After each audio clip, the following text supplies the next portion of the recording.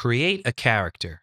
Our imported level isn't entirely finished and working yet, but in order to understand what's left to be done and how our level may be used in-game, we need a playable character on screen to help us. This topic isn't strictly LDtk related, but it should be a good review for some of us.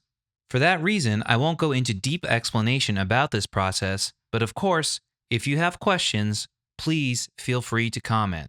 Never forget, no questions are too dumb to ask. So ask them. Import character sprites.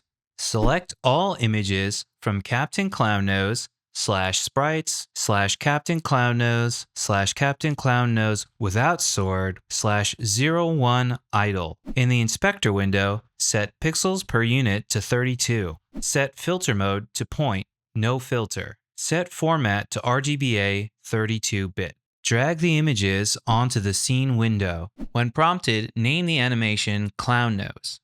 Rename the game object Clownnose. Press Command-Shift-A on the keyboard and add a Capsule Collider 2D. Edit the collider size. Press Command-Shift-A again and add a Rigid Body 2D. Set the gravity scale to 4. Expand constraints and check Freeze Rotation Z. Press Command-Shift-A to add a new move script. Unity 6. The code in this script is designed for Unity 6. Pause the video to copy the code. Unity 5. If you're on Unity 5, use this code instead. Move script wrap-up. Note that input.getAxisRaw is not recommended for use anymore. Here we use it to illustrate basic movement. Assign our serialized fields in the inspector. Drag the Rigid Body 2D onto the Rigid Body 2D field. Drag the Sprite Renderer onto the Sprite Renderer field. Click Play. Oh no, we fell through the floor. How come we're falling through the floor? Well, that's because our tile map has no colliders set up, so let's set up collision.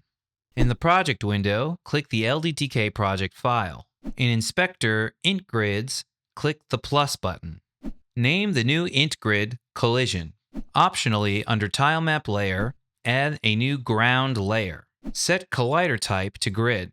In the project window, click the LDtk project. Drag collision onto our int grid's ground. Click play. Yay, our ground works. If it doesn't work, if your collision still isn't working, try these steps.